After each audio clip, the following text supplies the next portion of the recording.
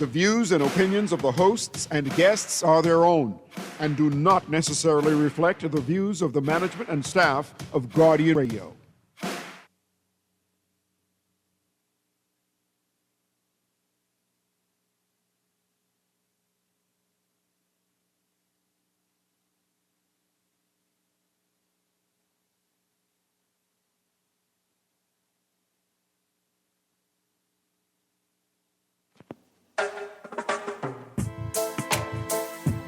La la la la, la la la la la la la la, la la la la.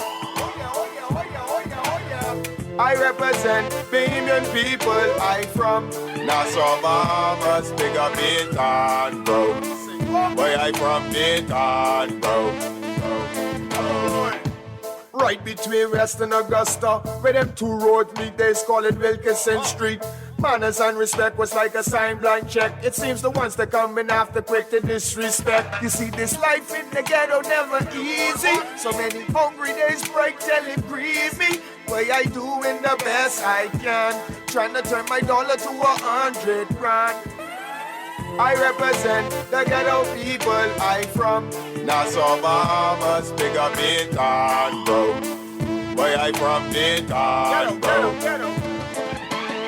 Don't take no back talk, no bribe or no joke. If you find fire, you definitely find smoke. Baytown, bro.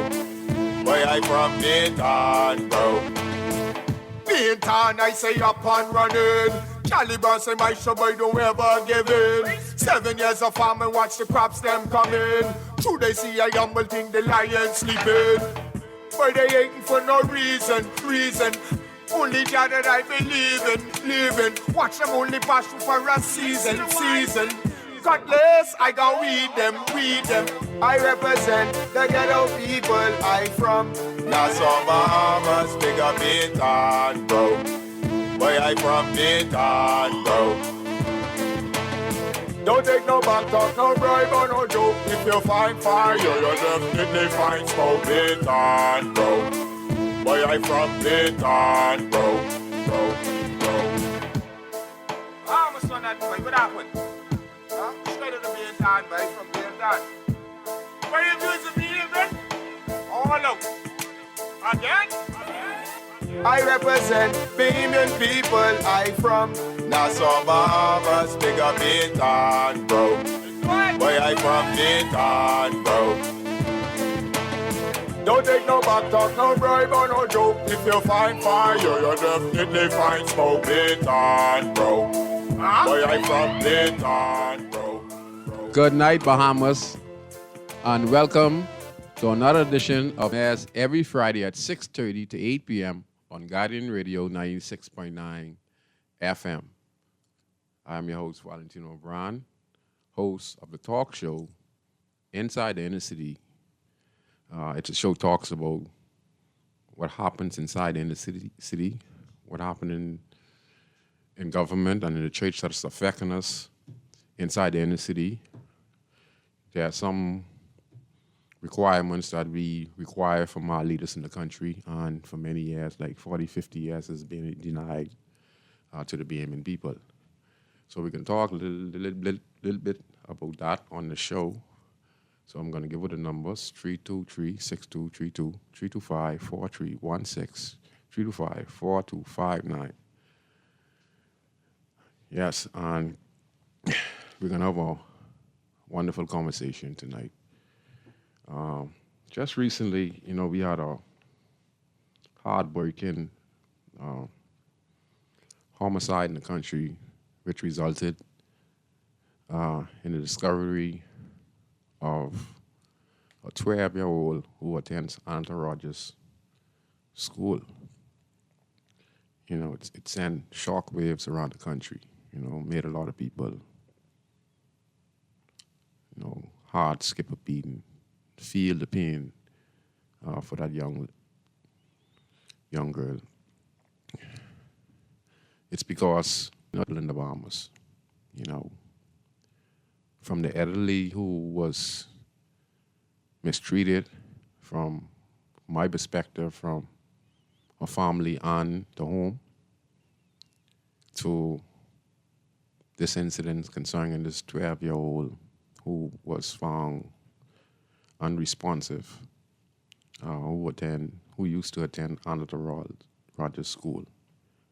And it touched everyone hard in the country, because, like I say, there's still good in us in the country, and I'm very amazed, and there's hope for us in the country because we are still a caring and loving nation despite all obstacles that we're facing in the country today.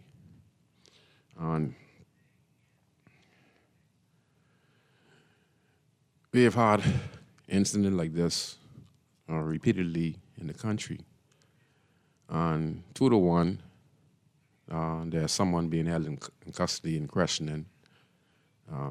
We don't know if he is the culprit, but after the police do the investigation, which could be anywhere from 48 hours to 86 hours, and if there's substantial evidence, if a little girl, she was to scratch the person, or if there's hair particles on the ground, or if she was molested or sexually assaulted, based on our discovery about her just wearing a top. There should be some type of physical evidence there that could link whoever is responsible for this incident. But my heart goes out to the mother and the father of the child, because it's something that it keep on reoccurring in our country. And sometimes you just can't explain it, We could point fingers here, there, and there. But, some people have circumstances that we can't even imagine. And they're doing the best that they can to the best of their ability. And sometimes, it's just tough when you don't have nobody there for you financially to help support you. Because one of the things that I looked at in the interview when I saw the young girl's mom talking, I watched the environment, I just watched the environment, and what I could see is it was a place, off the road with high bushes. I don't know if I'm correct, but I didn't see no lampposts, no light. And when I look at the house, it looked like the house itself, and it had no electricity. I could be wrong, and sorry if the family members are listening. I could be wrong, and I would apologize, because you were not here to scrutinize nobody, because we all came from where, we used to use lamp, and some people up to this day still using lamp, and we have not done a good job as leaders of the country and of the clique, of the church, and as the wealthy business behemoth who start out from a political party to progressive liberal party, because the Free National Movement can be excluded from this. The PLP party was created to make sure it deals with a square deal. And, they have not failed, because they have helped many. But it's the masses who have to help and continue to help over the years by creating housing, business opportunities, investments, factories for the citizen of the country, so that we wouldn't be in a position where we would be needing handout. So let me just go back to the house. So the house, I look at the house, and when I look at the house, you could see the house was not in a steady position, as to say, a good living quarters to actually raise a family, but people only can manage for what they only have, and that's probably all they have. And there are thousands of Bahamians who are in the same predicament as that family, So hearing the mother's side of the story, some things she said that would disgruntle many people, when she said, she went to sleep around 3 and when she woke around a certain time in the morning, she didn't see her daughter. And she ran on and said that she didn't walk to the police station because the police station is way up the road and she had no transportation. And they know it's dangerous up in that part of the area, because they've been living there for a long time. So I'm not using that as an excuse because everyone says that's my child, and if I get up and she ain't in the house, yeah, that's true. I would agree. But it just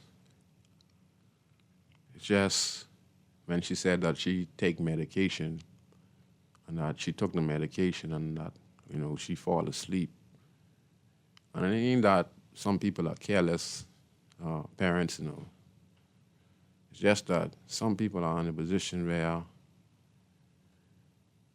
the whole world against them. And even though they pray to the Father, the help comes slowly, but Father keeps you going. And in some people cases, they, feel left out and they do by any means necessary to support any illegal activities. And then some people just do positive activities like to wash car or sell some fruits. You see them standing in the corner selling fruits and, what's in season nap or coconut. You'd see some people want to wash car. You'd see some people, doing what they have to do, just to try make an honest living, even though it might be under minimum wage. But they have no choice because they can't find no work. So there's a lot of people out there in the country, who was dependent on government for the last 50 years.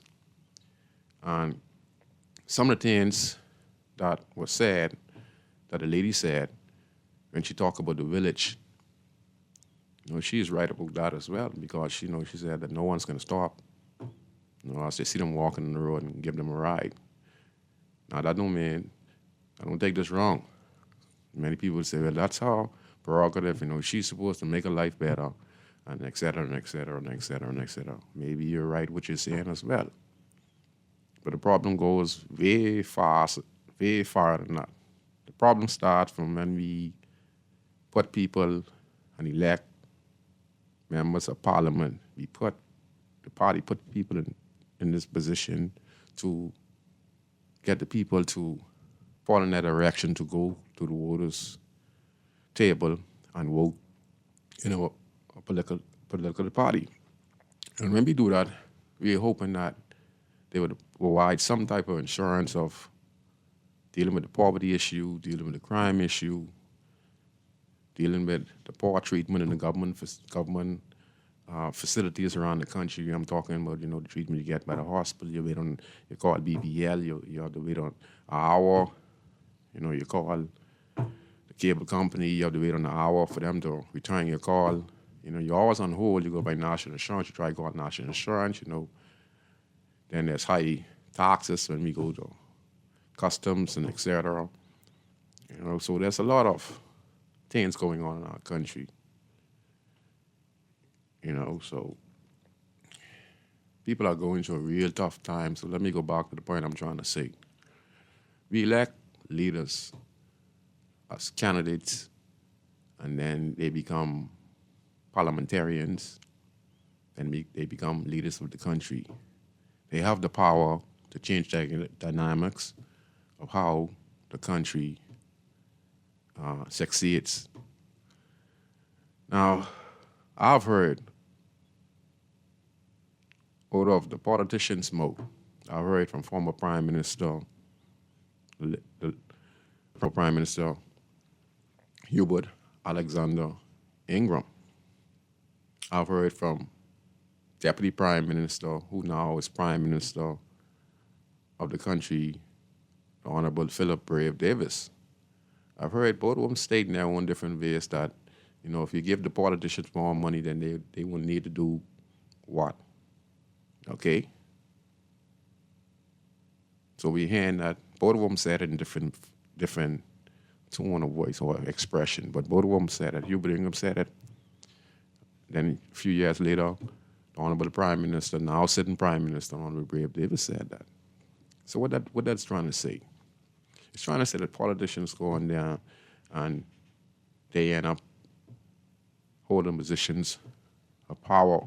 And through that, they make connections, people from Russia, America, Dallas, oil company owners, and they do the deals for the BMN people. They make the contacts with these companies. And in doing so, they use their position as politicians to get the license, get the taxes reduced, get customs to work with the company and their partners, and then they come in tenfold. So something would probably cost them $5 in America. Their company over here put it for $60 or $70 or probably $100. When if we just put it to a reasonable price, like $50 and $20, it'd be reasonable for us here in the Bahamas, because now the middleman can make something, and then the small man can make something. Okay? So what I'm trying to say is this. They have the power to have the connections for all these companies that comes in the country and does business with the Bahamas. And in doing so, they make connections themselves. And they start companies. They don't put them in their name, etc., but they put them in their family names or friend name. And then they have business people out there who are connected to the party. And if they don't own it, they will probably let them front the business. And they make millions and millions of dollars when the people want to come to the Bahamas and invest directly in the Bahamas. Now, over the course of the last 50, 60 years, let's just be real. Let's take a look at all our politicians over the last 50 years. Let's just take a look at the latest Perry Gladstone Christie. Okay, Honorable Prime Minister. Ain't he a multi-millionaire? Probably could be a billionaire. Because they have assets all over the world. You don't know what type of business they're in. The former Honorable Prime Minister Hubert Alexander Ingram. Very smart businessman. One of the smartest businessmen next to Frankie Wilson in the country. You won't like to know that network. Okay? Type. Let's check out Frankie Wilson. These guys are multimillionaires, right? Now, some of the proceeds they make off their talent, okay? But some they made off being members of parliament and government officials. They were able to get certain things passed. And the list could go on and on of politicians who went in there as poor as me and you, but now they are multi-millionaires. Now, yes, we come out of oppression time where we came out of the British system, which I would agree.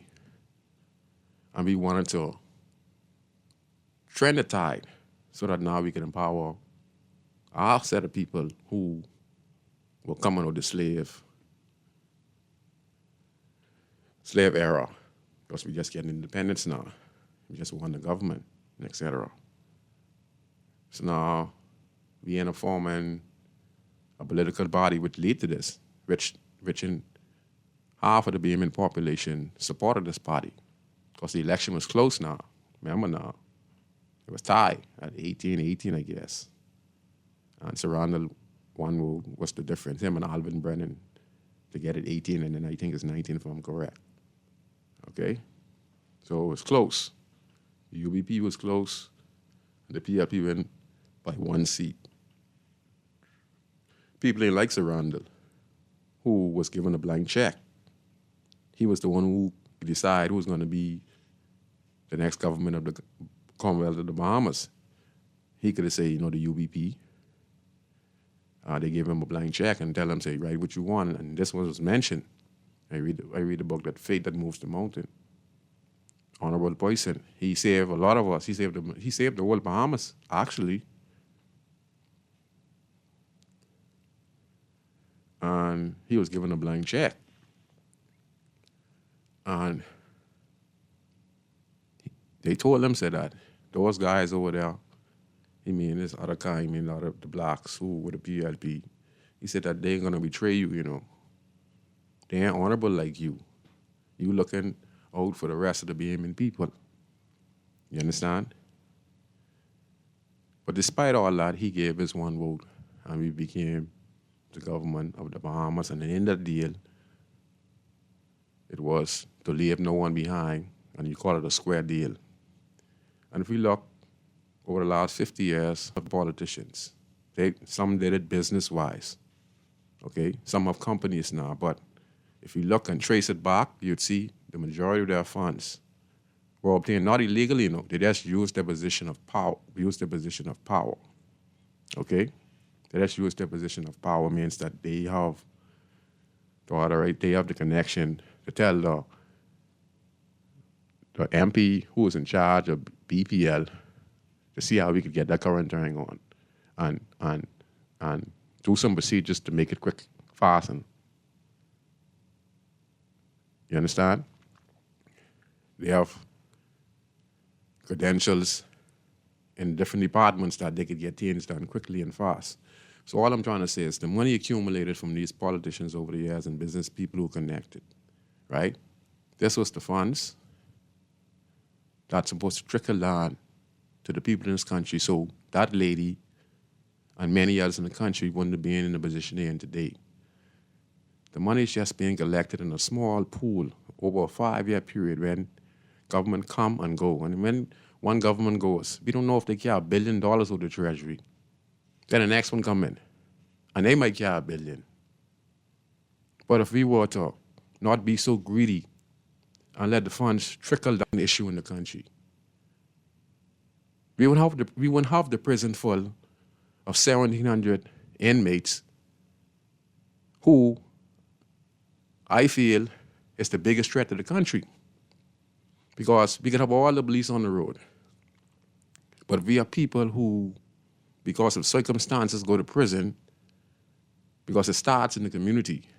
And if we have broken homes, right?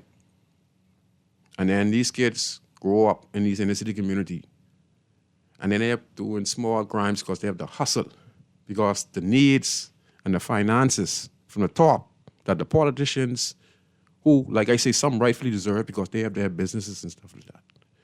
But if you look how they got it over the last 50 years, it was done because they were politicians and they made connections all over the world with companies like Shell and food companies this way and that way. And they are the ones who come and change everything in the country because they made the connection. They right to the U.S. Why our food got to be so expensive? A can of tuna in the U.S. probably costs but no less than 30 cents or 40 cents. All right? A T-shirt what they selling in Chinese for $5 only costs $1 in the U.S. A tennis that costs $150 only. I mean, what you could buy over here for $130 or $150 in America, you could buy them for $30, $40. A phone which you're gonna buy $400 or $500 over here for, or you could go in the States and probably get it for $80, $90. So why is that? Because a lot of the business people, they have chains on the parts of the country and they control what comes in the country. And all this here is causing the country going downhill. You understand? My producer is telling me I have to take a break. So don't go away, don't go nowhere. I'd play a clip and then I talk a little bit more about the young lady who lost her life. And just explain to you that problem stems from our leaders. The money that makes in Parliament does not trickle down to the people in the inner city communities. Take a break, don't go nowhere. Hungry days break till it breathe me. Way I doing the best I can. Trying to turn my dollar to 100. You try to rest, roll with the best. For all your printing needs, there ain't no one better, no. For posters and banners, magazines and flyers, and cards and newsletters. No job too big and there's no job too small. You name it, we can print it. Just give us a call. Let print masters bring your masterpiece. peace to life. Located in the Nassau Guardian Building, telephone 302-2361.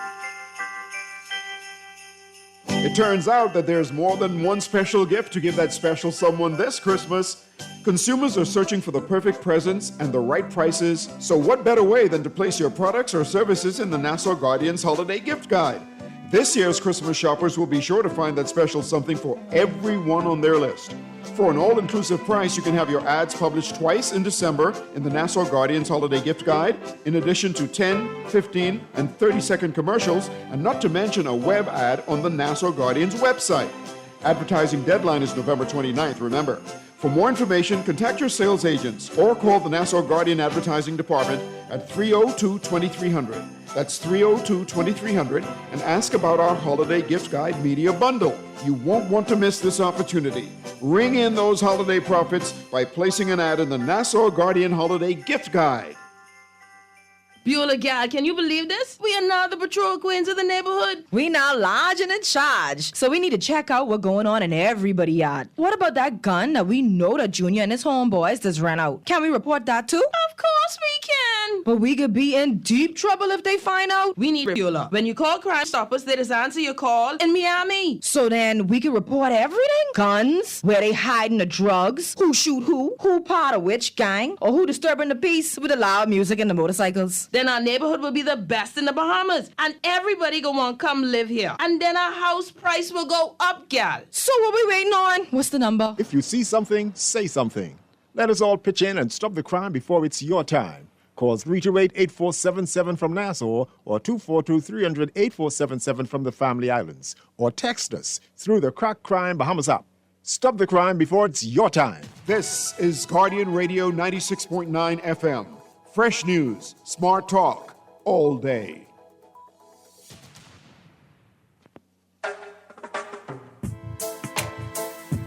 La la la la. La la la la la la la la. La la la la. I represent billion people. Good night. We're back on Inside the Inner City. I'm your host, Valentino Brown, a.k.a. Scoochie or Scroogey, or MP. And I'm here representing the people, you know.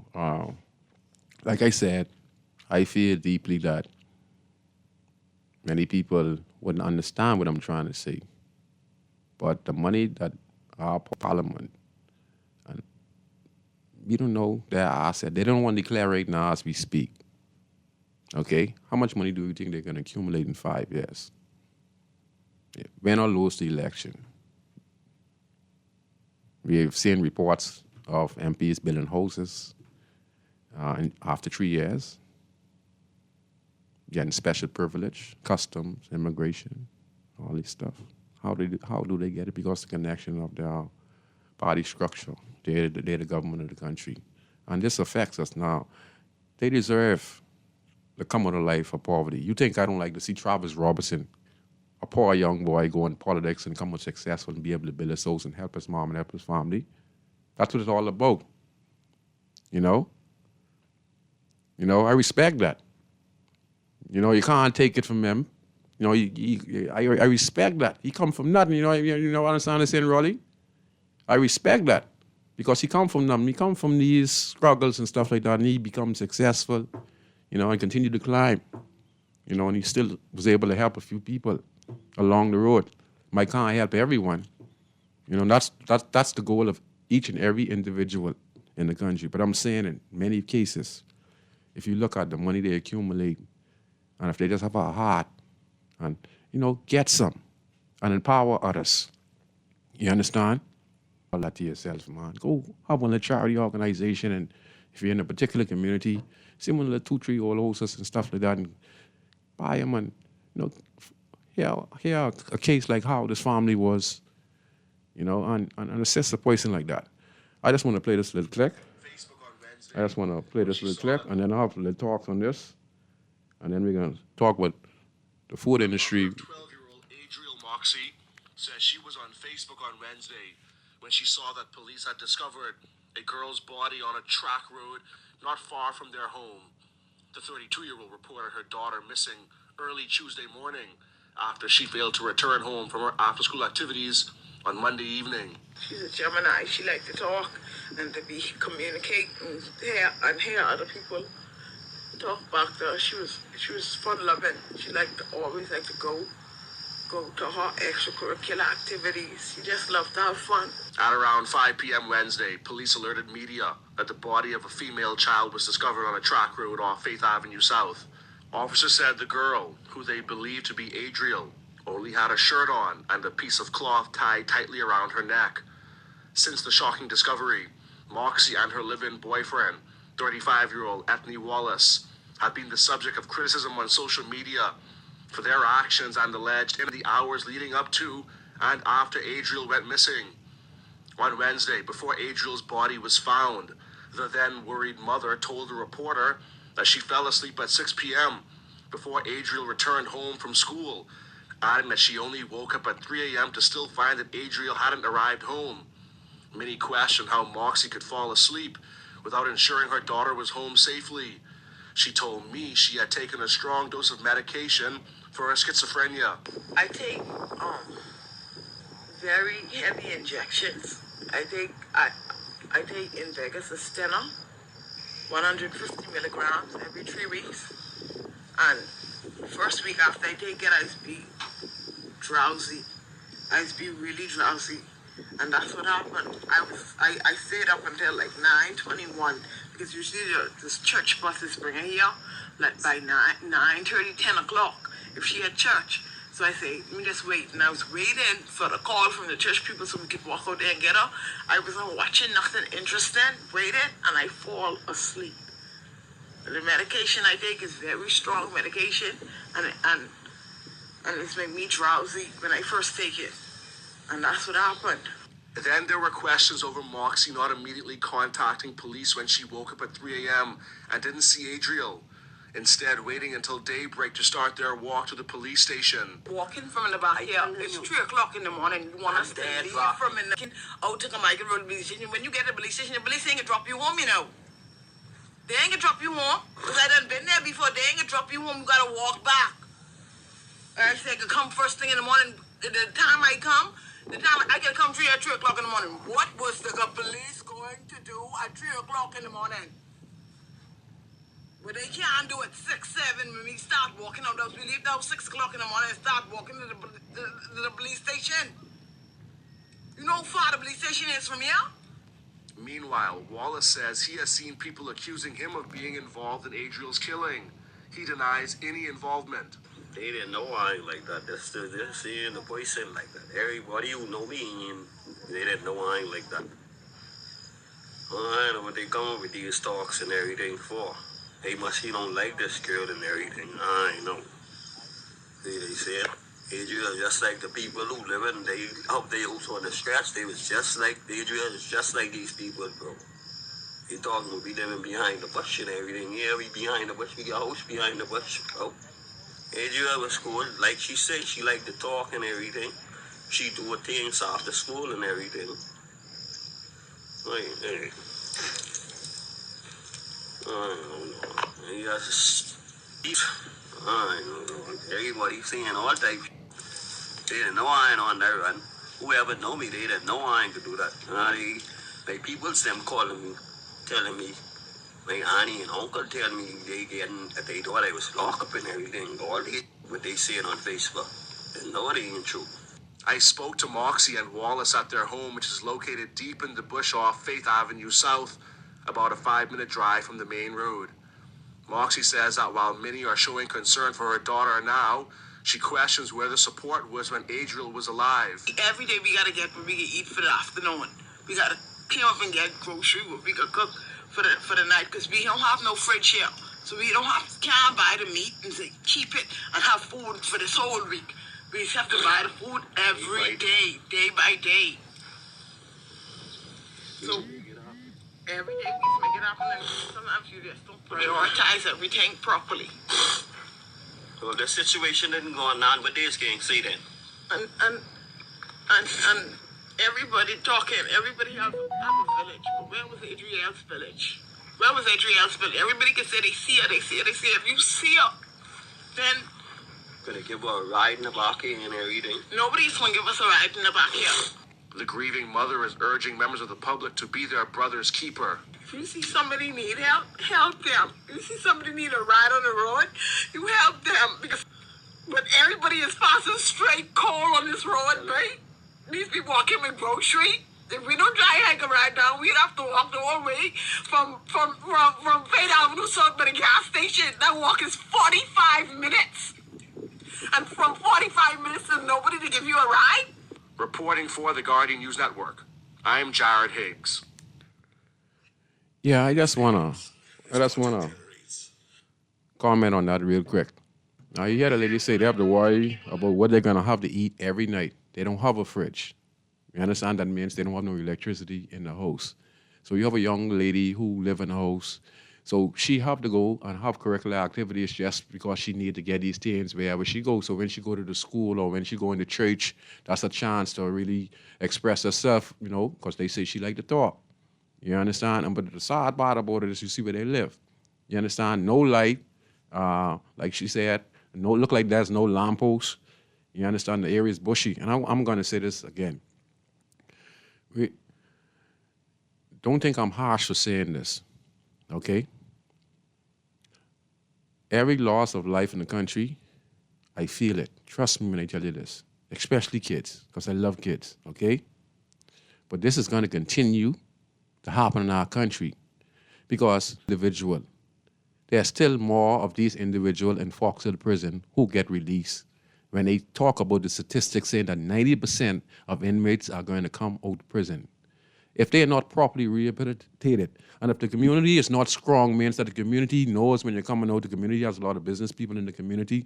We can make sure, put lights up if there's a abandoned house up or et cetera in the community. We could deal with this ourselves. You understand? We could tell our kids certain things and have information on where not to be. Because these individuals are going to be released from prison, and these individuals are not human beings. You understand? They are beasts. You understand? Anyone who could prey on a child is a beast. You understand what I'm saying? They're not human. You're thinking they're human. They're not no human because imagine you holding a little girl, and she is screaming. And if he rape her, which I think he did, right? You could imagine. Huh? Imagine how she felt, and that person is continuing. That individual is a beast. You understand? And very dangerous. Look, for a little child, because he don't bother with a grown person, he won't be in control. And I guarantee you people, I bet she come with Fox Hill Prison.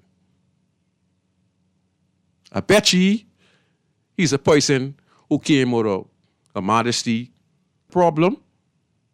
And we don't get that prison numbers down to about 200 prisoners in that prison. Ain't nothing can never change in this country. And the only way you're going to do that is if you build stronger communities so that we have less individuals going to prison for crimes in the country. We educate. We empower. You understand? It's not going to, there are more, what's his name? Marco Arches out there. This young girl, for example, is just the latest one. And we had little Bella who got physically beat from her parents because they themselves were not trained to be parents. Okay? So who is responsible? The state, and the state have to empower the citizens so the citizens themselves become leaders of the community and be able to help along with the church. As long as we keep them in power, we can deal with some of these problems. But this still goes to the head. Y'all politicians, y'all don't know what y'all doing in this country. Yeah, y'all looking out for yourself, looking out for your family, looking out for the party. And the destruction that's happening in this country today is on the fault of you guys. Because you guys go in there and y'all make millions. You go in there with 50 or 100 or 200,000. Some of you go in there with y'all individual money because some of y'all join the party. But for the majority who start out as political leaders in the country, their family are multi-millionaires, could be billionaires in the country. And they have sucked this country dry. And they continue to suck this country dry. And if we don't put a solution of letting the money trickle down in the hands of regular Bahamians, this is not going to stop. And if the prison numbers don't go down, incidents like this is going to continue to happen because individuals are going to come out of prison who are going to be throwing at the animals. When they get released, you ever see a caged dog? What happens when you cage a dog? And if you go there one day, just go feed him, he get a chance to get out, how long will it take you to catch him? Hey, Rolly, what do you do? What do you do? When he break him, you have to run behind him all about. And any animal you do that to, will want their freedom. That's what has happened to the individuals up in that prison. So we could be saying, go to jail and spend the time. Yes, I agree.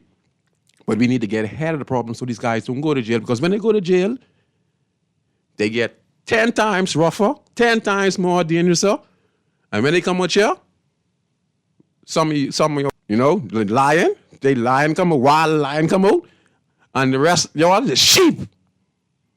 You sheep out here. That's how serious it is. Those guys are wild lions, and some might even be dinosaur. And when they come out, they just looking for a prey. You understand? We're going to take this one call. Go ahead, call. You're on Inside Inner City. Hey, Brother Scrooge. I hope you're doing well, man. And, it's a sad day. Last couple of days have been very somber here in the Bahamas. I think all our hearts are bleeding. And, it's, like you said, there are more of these Ariels out there. There are more of these Marco Archer. And the reality is, Scrooge, no matter what we try to do, there will always be little cracks in the so-called armor where perpetrators get in. Even the great United States, just the other day, a so-called immigrant was convicted of murdering a nursing student. He was allowed to come into the country and illegally. And while there, he committed this crime. Sometimes with our best effort, but I agree with you that more needs to be done to protect our children and the neighbors, because I'm sure many persons may have seen this little girl walking home, and I'm sure that they could have, contacted someone and to say, man, this don't look right in this particular neighborhood for this little girl to be going home this hour of the night. Let me do something. But, we have become so segregated and so on and so forth. And like the lady said, she'd be walking and nobody would give her a ride. And I think we call ourselves a Christian nation and whatnot, but people sometimes, I be walking to church with my Bible in my hand, dressed up. The church bus past me wouldn't even stop. I say, my Lord, where are the good Samaritans who Jesus spoke about? Somebody who would be willing to take a chance. Coach, I know when I'm driving and I see somebody on the street, I stop. The Spirit tells me stop, and I stop, and I talk to them. I see that's an opportunity for me to witness to them, to tell them about the love of Jesus. Yes, sir. I can lift their burden. I stop. Sometimes my children say, Daddy, why you stop? And I say, because the Spirit tells me to stop. And I know my times in God that I'm covered, and if they do whatever it is, but in life you have to be, Jesus was prepared to take a risk. You got to be prepared to take a risk at times with people. Oh, I know what he got, and I know what he got. And these people, they'll pass you on the street, and so on and so forth, and they going to church, just like the priest who passed them out on the side of the road, all wounded and needed to help. But no, they headed to church, and so this ain't no Christian nation. We used to say, WWJD, what would Jesus do? Jesus would have stopped, like the woman said, Yes. So some of us need to stop. But on your earlier monologue, you're talking about politics. You always wonder, why would somebody leave their $100,000 job, right? Yes, sir. Go ahead. To go be an MP. What are you making? What $65,000 or $35,000? Yeah, that make any sense? $85,000. Some are $1,000. making $200,000. Right. Why would you leave? Yes. Oh, and you know what they're gonna say. Oh, I want to be of service, but to Michael, you can serve your country other ways. You know what I mean? Yes, sir. So there has to be something in this Kool-Aid that Mm-hmm. they got to get in there, like you say, to empower themselves. You know how many MPs they going in there and just big house all over the place and whatnot like that. And when they been out there, they talking about, oh, what I in this for myself. I want to help the community. It's a bunch of hogwash, and I want them come talk, but they want to make the country better. You know what I mean? 'Cause we can't even get our little constituency money. The little money was supposed to be for us and the constituency. We can't even get that. You know what I mean? That's our money. That's the constituency lump. That's not for the MP. That is supposed to be spent in the constituency on the constituents to make the constituents' life better. And there's no accountability. There's no accountability. You know, the Prime Minister said, oh, that these accounts will be audited. When? When do we have the first audit on these MPs' allowance to see how the money was spent? See, we Scrooge, it is a rich country, you know. We got a bunch of money in this country, but like you say, it's not getting down to the people who really need it. And I know social services, they tried and whatnot, and they trying to do their best, but they only have X amount of dollars. You know, the Prime Minister traveling budget probably more than their budget. You know what I mean? We need to get into these areas, these inner city. I remember when Mother Pratt was the renewal, and she at one point they were supposed to go into all of these inner city areas and take a census of all the people in that area, every household, know who's in there, know who's working, know who's not working, know what needs they have, so you could have, you could have a idea of what those constituencies are made up, the people who are working, and so on and so forth. And that never happened, you know. And those urban renewal was supposed to be the thing that was supposed to make this country better, you know. But that's not even working because it's so much politics into everything, you know. Scrooge, just before I go, I don't know, Scrooge, if you remember one of your callers. He called you a couple of times. His name is Douglas Storr. He said he was a policeman on Bimini. He always used to talk. You know, he's a Christian guy. Yes, you know? sir. He always used to talk about his wife and his children. How he always how he became a Christian. How he continued to live for the Lord. But sad to say, he passed away, and I think he'd be funeralized tomorrow. Yeah, and he was 68, 69, and he was a marathon runner. Wow.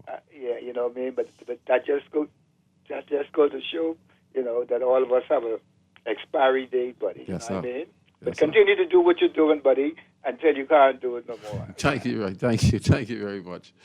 Yeah, we're gonna take this next call. Go ahead, caller. You're on Inside the Inner City on Guardian Radio. You there, caller? I guess they left. I get here 2 messages. Good night, Valentino. They need to mark these sick individuals on their cases so we could know who they are. Next person saying capital punishment is needed to remove some of these individuals who don't make up their minds to be a menace to society. We will be sure when that one goes, they won't be around to commit another sick crime. In crimes like this, I think it should be capital punishment because the individual who do this crime here, right? We're talking about the previous counsel. I think the Prime Minister said that capital punishment is not the answer. I can understand where he's coming from because the problem goes stem deeper than that. But, because that individual who probably committed the crime, the government failed them 50 or 40 years ago, but that don't mean you have to go and make a heinous crime like what he did with this young individual, okay? Let me just make that clear. I think that persons who commit these type of heinous crimes, an innocent child, and if we find without a reasonable doubt he or she is responsible for the death of that individual, because what you have to take into account is this. The trauma, first of all, of getting robbed. Right? That's trauma. Secondly, knowing you're getting carried, hostile, probably getting hit. You understand? So now she's in shock. And then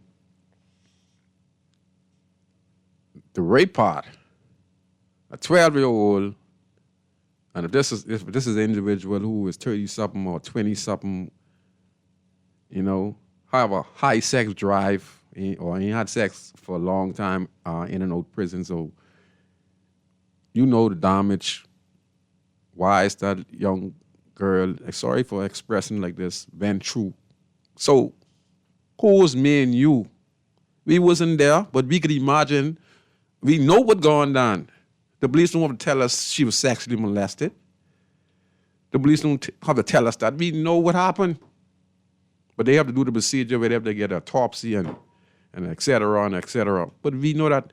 So if this is the individual, the same way I do a young lady, to the little child, screen him up in Parliament. You understand?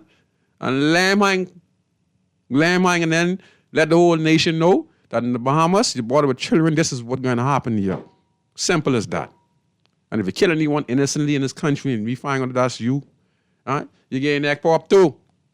Then we could give some lifetime if it's self-defense where a guy coming to rob Raleigh, when he coming over from Guardian Radio, and Raleigh up to spend himself, he have an illegal firearm on him, but he know the country hot, so he have an illegal firearm on him, but he ain't going to hurt nobody. He get this because wherever you go, so he just get us on to look for the bad guy, and something go down, he end up shooting the bad guy. Let him spend time for the gun, and then let him go, because, like I say, circumstances, you know.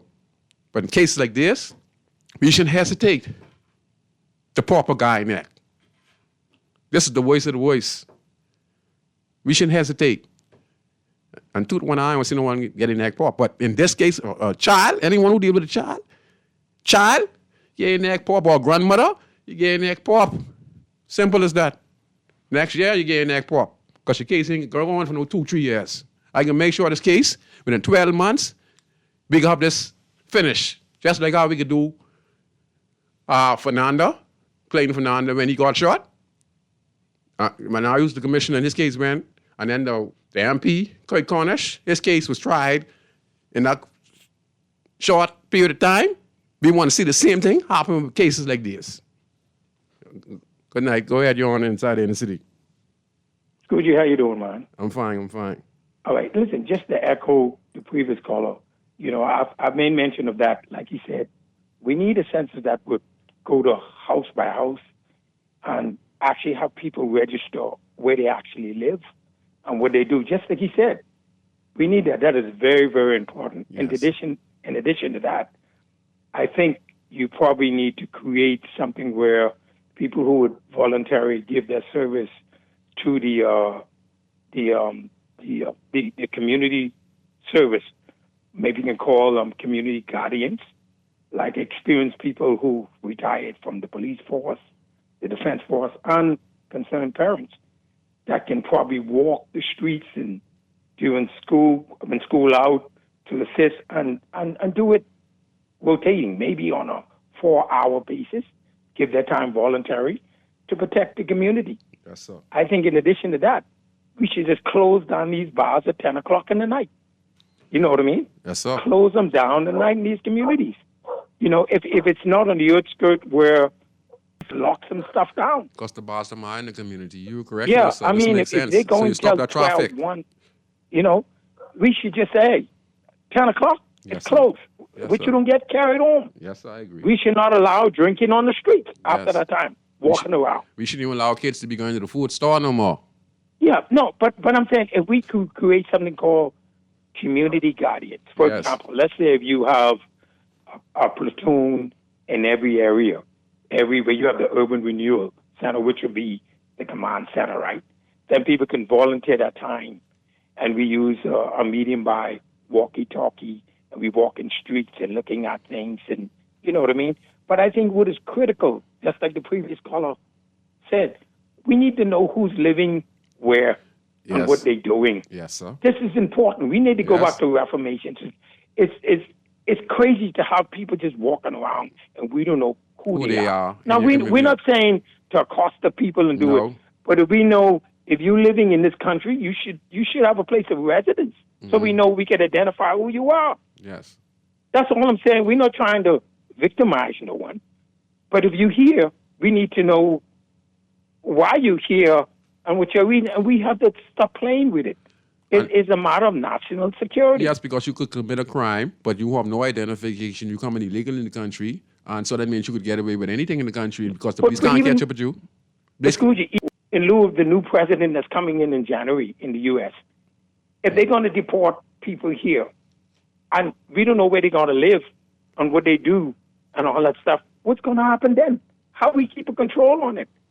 They got already that, like they said, a few years ago, those for deportation of Bahamian American who live in the States. When they come back here, they brought the gun trade over here. Seriously, that's how all these guns get smuggled in the country. Those same guys who you see come when you shipped back 15 years ago, 20 years ago, who were Haitian, Bahamian, or Bahamian Americans, when they came back here, those guys know how to bring those stuff over. That's what happened in our country. Yes, sir, you correct? No, but well, I just want to. In the census, what they do, we need to now really, Minister of National Security need to create a census that if you say you live there, you live there, and we need to know who you are and where you live, so we can track everything. Yes, as a matter of fact, the ID should have a chip. If you get on the bus, they know where you're going. If you get in the plane, we know where you are. If you go to the Family Island, that chip should register on the mailboat where you are so we can know. It's not a game, you know what I mean? Yes, sir. It's in the interest of national security. Yes. Thank you, brother. Thank you very much. Thank you very much. Oh, yes. And I just want to make a quick recommendation. Call like coming right now. I'm going to let you come on right now. I just want to say this real quick. I mean, I feel with all my heart, I feel that school children, based off time change, I think the police and Parliament need to sign a bill that school children should be not on the streets after 4:30, 5 o'clock with their uniform on. They should be allowed. They should not be on the streets. They should not be doing curricular activities in no school in the country, especially when there were time change, because I think there were a lot of mistakes made. You understand? Because I think when she got off late, around the time perpetrators know the community going to the dark spot. They're going to go in the dark spot. You know, the wickedness, the wicked. When I was in dealing with wickedness, and I used to talk down, and we're going to do all the evil wives. We always look for abandoned houses. We always look for dark, bushy areas. You understand? We always look for that. And nothing has changed, because when you're doing wicked, you like to be where there's dirt and where there's darkness. You understand? So I think that the school environment where kids are, no yards, supposed to be grassy or bushy. Around no schools, no public schools, no abandoned houses in that proximity. And I think they should have regular patrols. And like I said, no school children should be allowed to be walking around their uniform after 5 o'clock. I don't think they should be doing no program. If time changed, you see, because I think this kid got caught off guard. It got darker. And like I say, around the time we are predators. And then they look for dark spots. And then with the prison, like I say, I have 1,700 inmates. And then you have a lot of sexual predators up there who get released in different parts of the country, and they're roaming around that time because ain't nothing happening, around the bars and around these communities, and they look for anyone who they could take advantage of, because, again, they're not human. They are beasts, because when they're in prison, they live like beasts. We take this last call. Go ahead, caller. You're on Inside in the City. Quality Day stuck in voice along with you, Scrooge. Hey, good night. Good night. I have a question for you, but I want to say something also. But where Faith Avenue at? That's Michael Road. Oh, that's so that way. Let me show you something, Scrooge. One night, I came home from Jungle practice. And you know I live in Mason. Nigga tip up in the back of me while I was trying to open my gate, unlock my gate, and try to kill me, boy. It's a good thing I was active. You know? What you mean try to carry you? What you mean? Came in the back of me and tried to lift me. I had to squat and, you know, and do a little daddy on him, man. Oh, Lord. Yes, but these people are dangerous. So sometimes I hear some of these people just get shoot and things. You know, sometimes I just say, well, that's just, you know, those same ones were doing foolishness. It doesn't be all, really. But our people, children, should not got to hide and be afraid to go places in the Bahamas. They got to go to sports. They go to youth meetings. They're supposed to be free to do those things. Church youth meetings. Hey, those people got to behave with doing this foolishness in our country. Okay? Yes, sir. They got to behave. They got to behave when somebody know who they are. And if they don't know who they are, when they ever get to find out who they are, they got to behave. Because they're dirty and filthy up this country. They got to behave, man. I got children and great-grandchildren and stuff like that. Behave. Y'all got to behave. You got to take their time, man. Thank you very much. Thank you, Scrooge. No problem. Bremen talk about the church, talk about the school. If you're going to do programs for the kids, you got to make sure provide rides, okay? Transportation. Make sure that you drop them home personally. You know why you're saying that? Because we have had past incidents where children have been assaulted, and we have a high in our country every year. So this should be a recommendation to all schools, if you're going to do programs, especially with boys and girls, you got to make sure round them up, check their names, and make sure they're all accounted for, and drop them home. Okay? Okay? And I'm going to say this. I took things in my hand. Let me tell you about the experience that happened in my community. Even when I was one of the leaders of the Border Boys, I always used to protect my community. Let me show how much people I stopped from getting raped in my community. And what I did as a citizen to come up with a solution. The Coakley building, that now is the urban renewal building on Lewis Street. That was Chrissy Love homestead before they moved out of the community. After they moved the community, our community was a drug infested community. At the same time, when I was getting out the gang life, right? I started to become more community-minded and wanted to help. I live across from the Coakley building. That's how come I was able to go inside the office of the Prime Minister and talk to Ms. Roll and Samantha Roll, who now is in charge of small business development. I told them we got to do something in the building. And then then the PLP they got was able to get it and turn it into a community center. Let me explain what happened to you now. 2 spots on Lewis Street, all include a young boy and a young girl. The young girl was reported, not a young boy. God, just give me 2 minutes, 3 minutes. So my grandmother passed away. I always hand wash. I don't go to the wash house. So I always go there to spend some time with my grandmother because now I have my little cabin now. So I was washing in the back of the yard. And the abandoned building where Chrissy Love lived was abandoned. There was this gentleman, I don't want to call his name, he's deceased now. I saw him frequenting the building, right? It was abandoned, no doors on it, just windows and stuff like that. The door was on it, but the door could have closed. There was this little boy going to, what school? I think T.A. Thompson, all right? I saw him because they passed walking up Lewis Street. So I heard, while I was scrubbing hand washing, God is my witness, I hand washing. I heard the individual say, hey, come here. Say you want $3. Come here. And go to the shop for me, right? And calling the little boy. The little boy opened the gate going in the building, Wally. The little boy opened the gate because he told him, say, come, let me go to the store. Bongi bonnets, niggas who's bongi bonnet in the community, right? I said, Mama, look, and that time I tell you I was a rough nigga on the streets. Let me show you what I do there. Let me show you how serious it is. When he called a little boy, I come from outside the building. When Inside my grandmother's yard. I said, little man, come here. What your mother tell you don't talk to strangers? And I called my grandmother and let my grandmother hold him by the fence.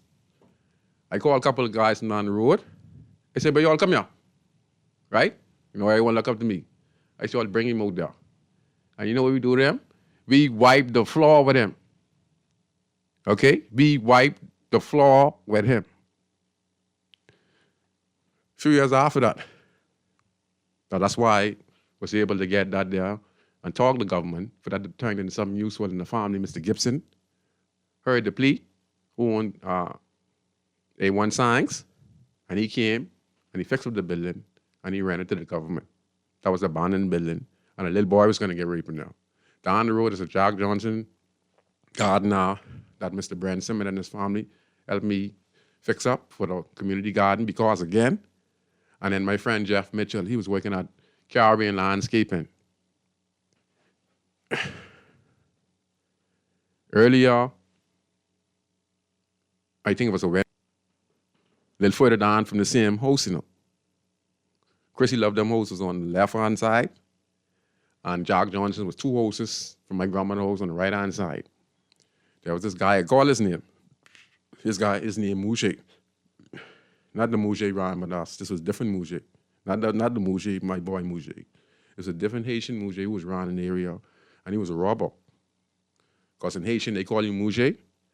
That means you a wicked person, you see? So he ended up with this disabled little girl from Sandlands. This guy was walking with a knapsack on his back, all abandoned house on Lewis Creek, Jack Johnson. So the police being around earlier that day, and this woman saying that she see her daughter walk through here. So even when the bad guy is good, niggas come to me and say, but Scoochie, you don't believe that boy get the little girl in the house. This was in the newspaper. All right? Say, Scoochie, the little boy get the little girl in the house, because around these things, we don't play that in the community. Because he ain't from around there. But he freaking the area, and he know a couple of boys in there, so he think he was safe in the area because he's a little hot boy and an armed robber. But he don't know we don't play that. So I said, what? I said, he get that. This Bones and this Puff them. This my boys them. You know, even bad guys, they still serve their purpose. Guys again, you know. The same one who do the first one, these the same guys again. The same bad guys, but we hanging together. He had a little girl who was going to Sandlands, and he was in there having sex with her. And this little girl was only 14, and this man was 39, Wally. So when they kick in the door, he wasn't bothered with her. She was just staying up in the corner, and she was laughing like she was, you know, like she feel like she do something good, because he take a advantage of her. Well, listen, him, he 2 hand and he 2 leg get break. And when the police come, Wally, the police them stomp him right up in German ambulance. He in jail now. Serving time for that. So if you in any of these communities and see a abandoned house, that's why I am cleaning up my community to this for the same reason now, to make sure that you take away all at risk houses and abandoned building in your community, because the devil and wicked people like to use these places. When I used to tote all my guns, sell all my drugs, and I want to go with one gal, I used to go in the building. Maybe we want to go plot or go. We used to go in the building where the bush is, or we go in the bush where you can look through the bush, see the police out there. The police can't catch us because we end up with our guns. And why is the police passing? We just peeping through the bush because they siren can't. You know what I mean? And if they do come at us, they know we have a chance to get it because we don't get our shot cut out. And then we get next spot around the corner. So we run from one spot to the next spot. Now I can take this last call. Go ahead, caller. Hi, good night. Sorry about that, Mom. That's... You okay? Go ahead, Mom. Sorry about that. Oh, so I want to ask you first off, do you release some broken space?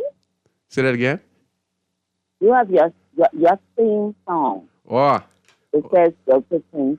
No, I'm from Lewis Creek, but I'm from Grandstown, but that's my boy Marshall's song, and when he sing the song, he sing it for the whole entire community of Grandson Bainstown. Oh, okay. So I was born to work. Yes, ma'am. Okay. And I'm a child of the 60s. Wow. Okay, here's the thing. I went to, all my life, right?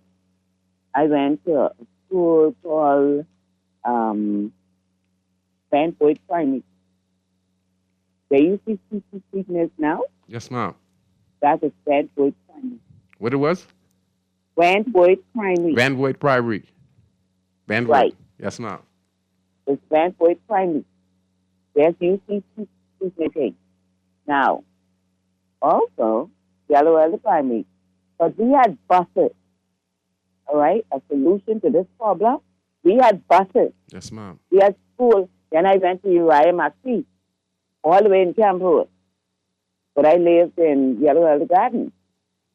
Okay? Yes, ma'am. We had buses used to come specifically for those children for specific schools. Yes, ma'am. That's good. Even right now, for Carmichael Road, they got one bus they call it Cheese. You know the bus they call it Cheese? I think I saw it one time. Yes, ma'am. Them yellow bus. Yes, ma'am. Yes, They ma'am. go and they pick up them children. They carry them to CV. I live in the South. They pick up the children and they transport them to school. All right? And it's all. They transport them to CV.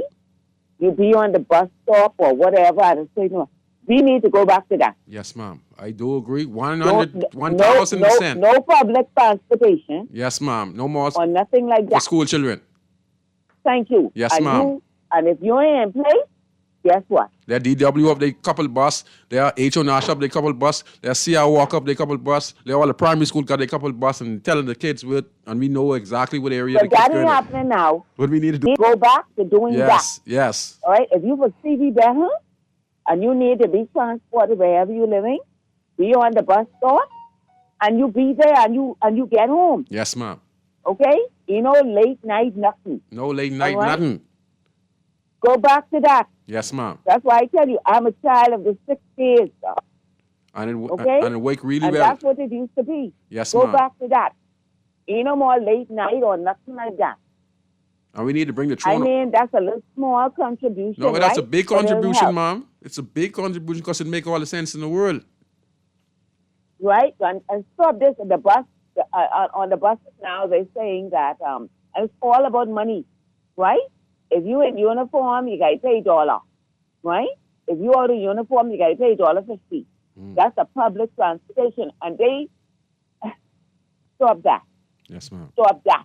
Go back when it comes to school children. Yes, All ma'am. right? You want to do that? Good. Do that. Makes sense, Go ma'am. back to doing. Okay, you from H.O. Nash? Look here. I in place? Come on this bus. You understand? Yes, ma'am. All right. Thank you very much. That's all I'm saying. Okay, and I am from Wilkerson. I born to Wilkerson Street. Yes, I ma'am. thought, so how you could make a song with your same song with Wilkerson Street and you ain't from there? I from being in Grandstand, ma'am. That's the same area. I just Grandstand being taught us to expand this. Let me ask you this. You know Dean Street? Yes, ma'am. You know Dean Street? Yes, ma'am. You know one guy there named Crow? What is his name? Crow. I You know think. Jared? Yes, ma'am. You know Crow next door? No, I know Crow next door, but I know the one you call is Jared just now. Yes. Yeah, Main Jared Street. with all them bunch of cars on. Yes, Jared yes, on yes, Palema yes, Street. yes. Jared is actually Palema Street. Yes, ma'am. Well, Crow is on Dean Street. Right. Cross from the Right hardware next store. door. They're my people. Okay. Thank So I you. need to tell you my last name? Go ahead, ma'am. Go ahead, because you did what I you. just told you. Yes, ma'am. I mean, you did a wonderful job on presenting about the bus and all that stuff. And kids should not be out late at night. Thank you very much. You did a wonderful job. Thank you very much for calling. Yes, we need to. H.O. Nash need 5 bus. C.C. Sweden need 5 bus. T.A. Thompson need 5 bus to accommodate and deal with this so that and if you're doing programs, you got to do it and make sure that kids are getting right home. Make sure that you have the number. Make sure you call, you drop off at the front door, because we can't be allowing our little darlings to be walking through the shortcuts when we get sexual predators, right? Coming out of prison every year. Okay? Wait. Don't go nowhere. We'll see you right after the break. Easy, so many hungry days give me. But I doing the best I can, trying to turn my dollar to 100 grand. I represent the ghetto people. I from Nassau, Bahamas, big up in Congo. Where I from? It turns out that there's more than one special gift to give that special someone this Christmas. Consumers are searching for the perfect presents and the right prices, so what better way than to place your products or services in the Nassau Guardian's Holiday Gift Guide?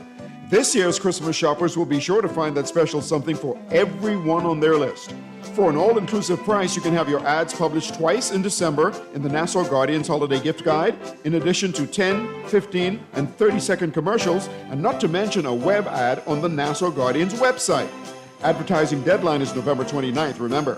For more information, contact your sales agents or call the Nassau Guardian Advertising Department at 302-2300. That's 302-2300, and ask about our Holiday Gift Guide Media Bundle. You won't want to miss this opportunity. Ring in those holiday profits by placing an ad in the Nassau Guardian Holiday Gift Guide.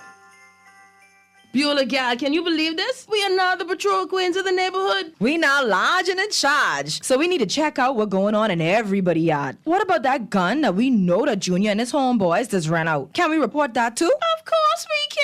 But we could be in deep trouble if they find out. We need to report what we see, Beulah. When you call me, Army. So then we can report everything? Guns, where they hiding the drugs, who shoot who part of which gang, or who disturbing the peace with the loud music and the motorcycles. Then our neighborhood will be the best in the Bahamas, and everybody gonna want to come live here. And then our house price will go up, gal. So what we waiting on? What's the number? If you see something, say something. Let us all pitch in and stop the crime before it's your time. Call 328-8477 from Nassau or 242-300-8477 from the Family Islands. Or text us through the Crack Crime Bahamas app. Stop the crime before it's your time. This is Guardian Radio, your station for up-to-the-minute news and intelligent, interactive, and engaging conversations. 96.9 FM.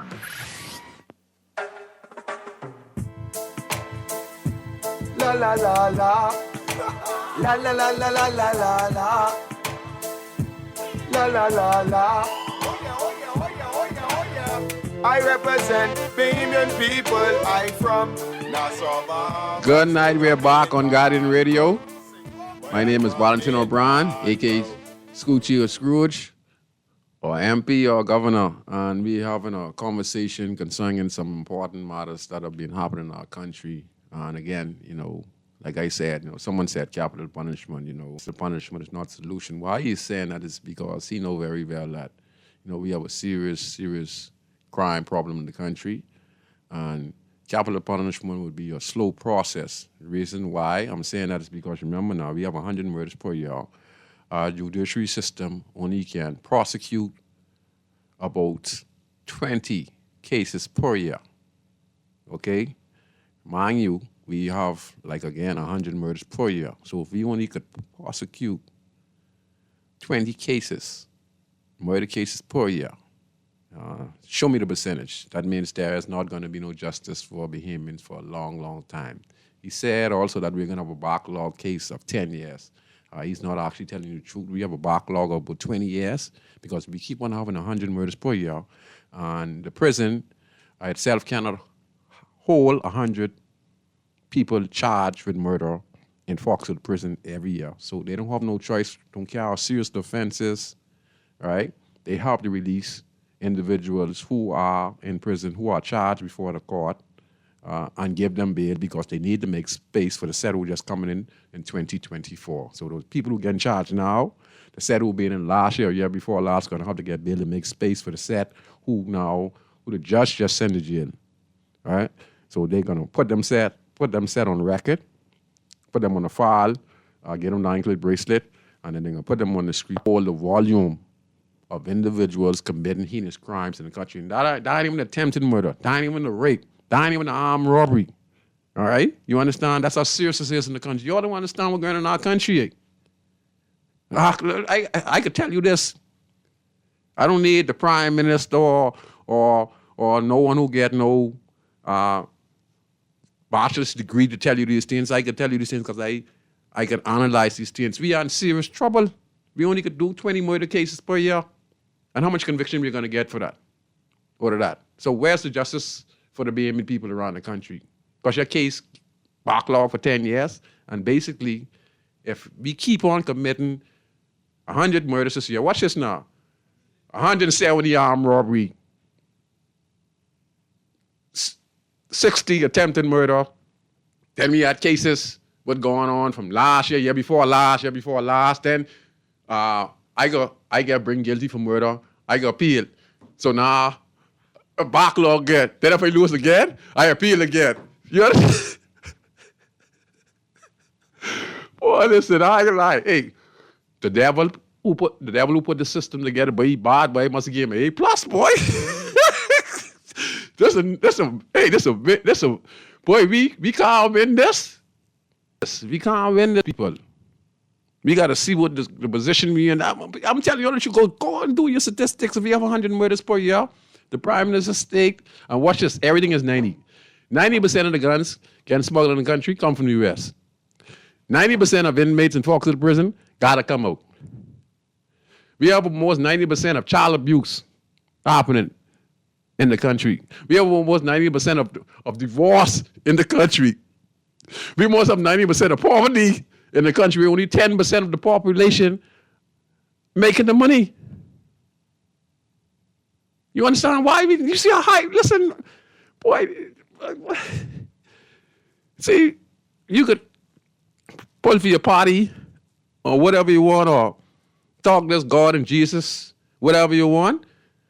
But if you ain't see what happened in that country and you're applying this Jesus and applying what you go to pledge to go in politics for to help people, you're all dooming us in this country. All we having is just sadness and sorrow. You see the woman?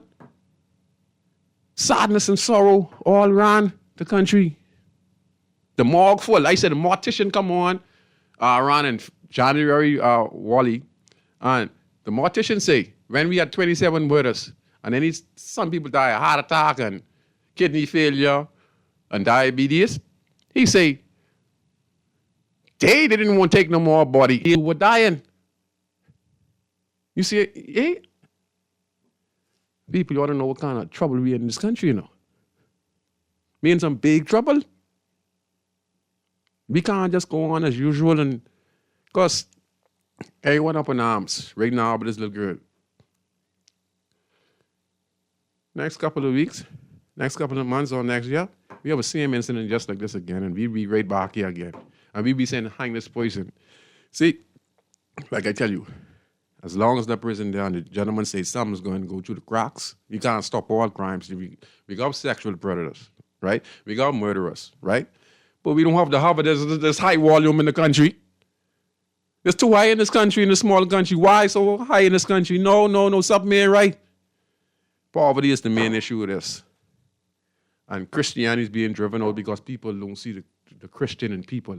The church ain't sharing Christianity. They ain't sharing love. They ain't sharing Christ-like. The politician coming saying they can save the people, so people go and vote.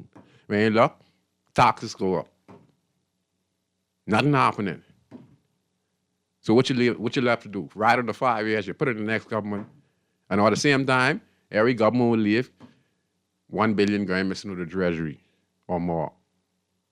Where it going? It's going in the hands of the individual who are part of the party. It's going to the civil servants who retire, you know, and you know what left? It left for us to have 100 murders per year.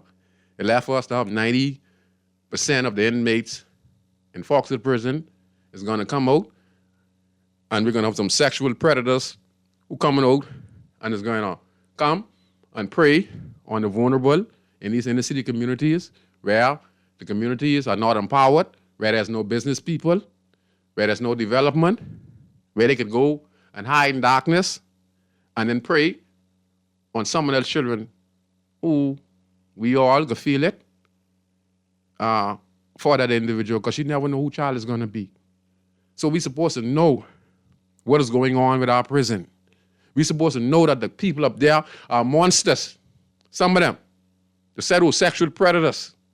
And we have a lot of serial killers in this country. Let me tell you something. Let me tell you why I say the Bahamas ain't a real place. If you have a person who's in charge for 4 murders with a firearm, what he is? I'm asking you a question. If you have a person who's been before the courts, shooting 2-3 people. You come out, go to jail, get charged, come out. Come again out, come to jail, shoot somebody or kill somebody again. What he is? I want, what he is?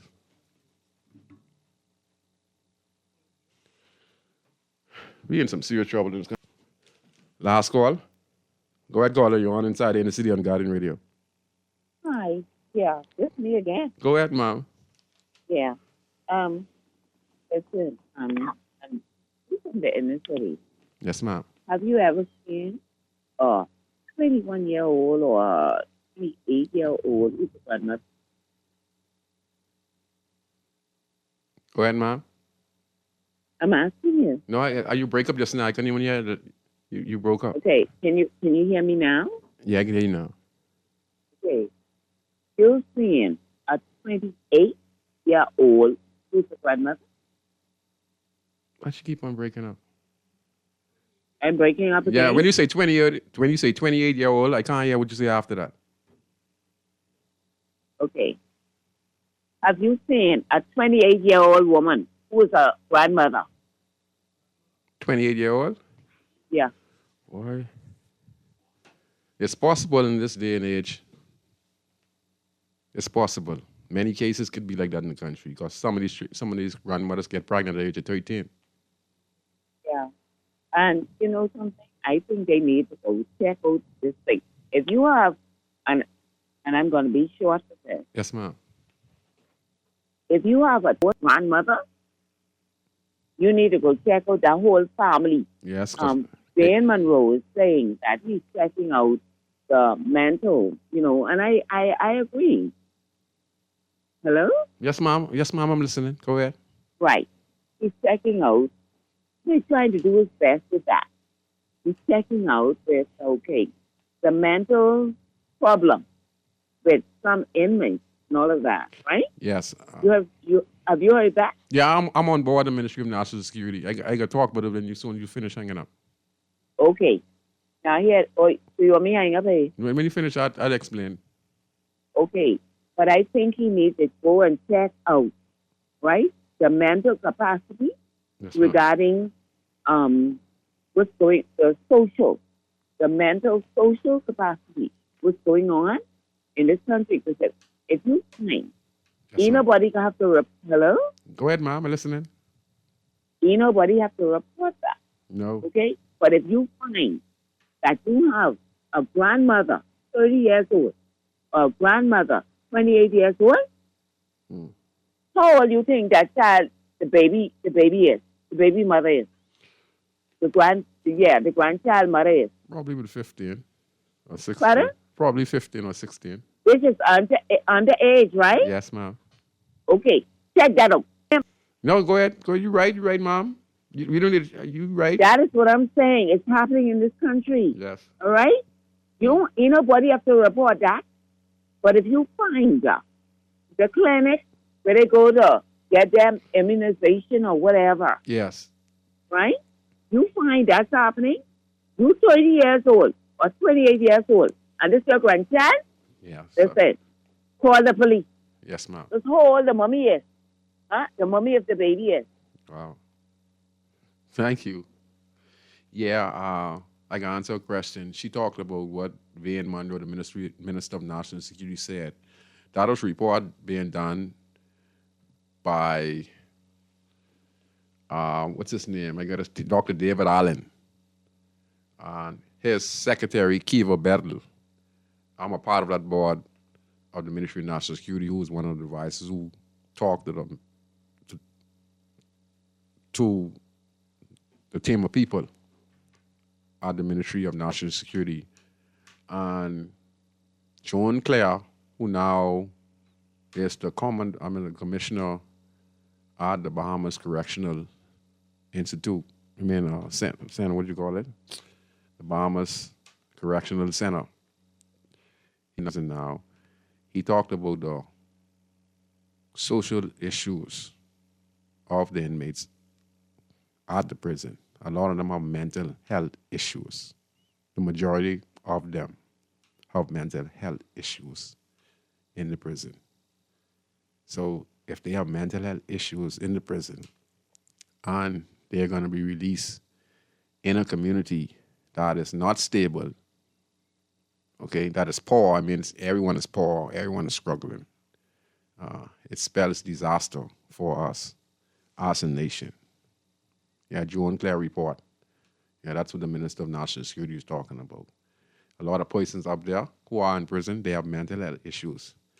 You know, it's all balls, people. All of there's just no balls. And everyone's spending different time. Some spending 50 years, some spending 5 years, some spending 1 year, some spending 6 months, some spending 7 years. So, you know, and they said who's spending a long time, they corrupted. They know they ain't coming on no time.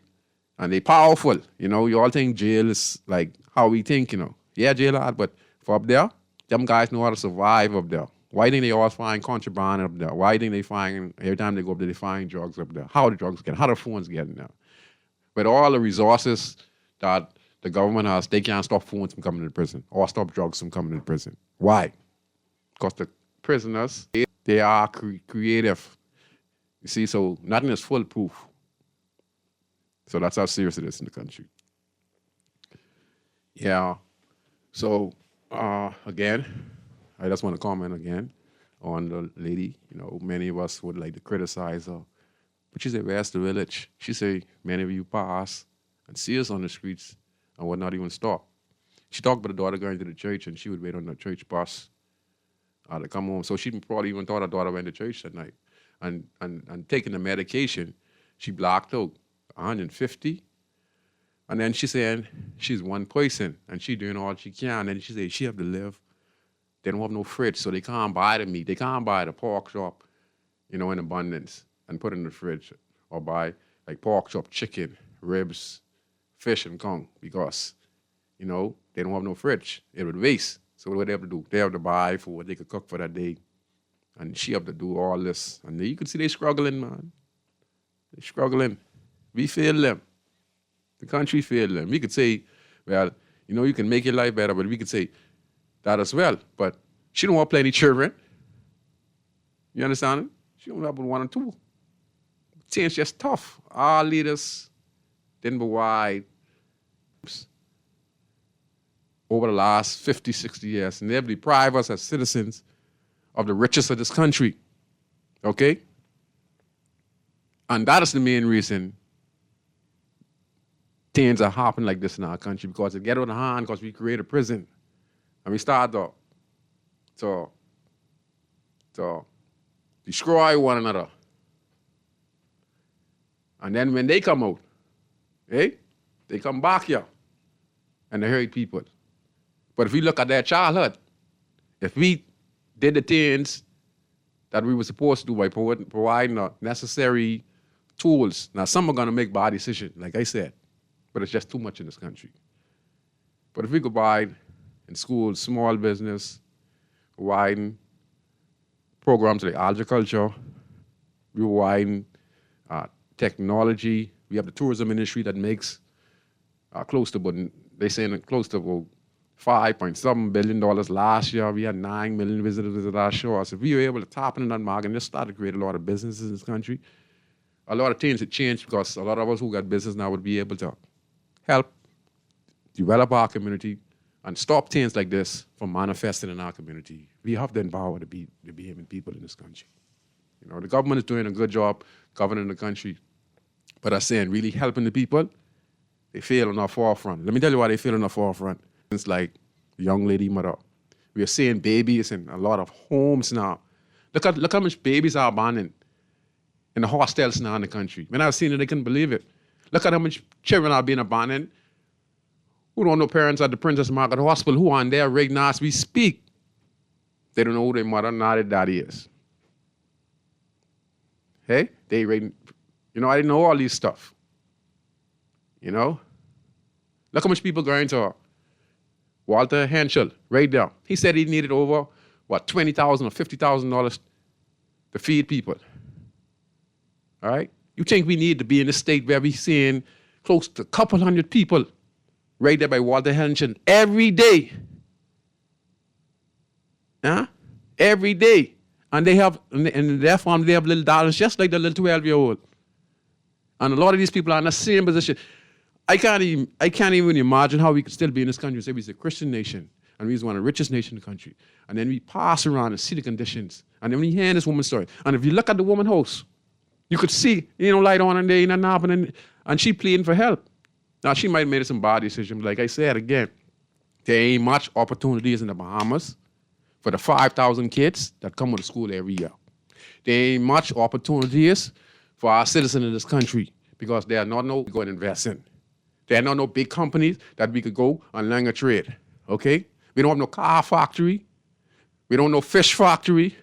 We don't have no crawfish factory. We don't have no farming factories. You understand? There's so much we could do in this country, but we have high unemployment in the country, all right? And because of this, all this is a part of the problem. So I hope that we start to invest directly in our people so that we don't have persons need to go to Watch Angel or to go to Lenahan or to go to social service. Look at the people who go to social service. If we don't see decline in people going to social service in this country or see the decline in people going to prison, hey, ain't nothing can change in this country. So I just hope you enjoy the show on Guardian Radio. I'm Valentino Brown, host of the talk show Inside the Inner City. They call me Scrooge or MP. And my only job is to provide a platform where we could talk about the problems we face in the country so that people can understand what they need to do in order for them to make change in this country. Again, all right, people, it's up to us to be that change. So if you want to help somebody, don't pass them. Like the woman say, we become cold. And that's because of the crime and people, you understand? But there are still good people in the country. So don't give up. I'm your host, Valentino Brown, host of the talk show Inside the Inner City, premieres every 6:30 to 8 p.m. on Guardian Radio.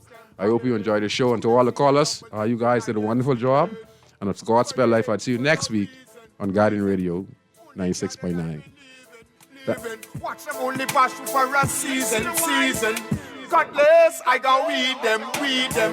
I represent the ghetto people. I from Nassau, Bahamas, big up Bintan, bro. Boy, I from Bintan, bro. Don't take no back talk, no bribe or no joke. If you find fire, you definitely find smoke. Bintan, bro. Boy, I from Bintan, bro. Ah, my son, that boy, what happened?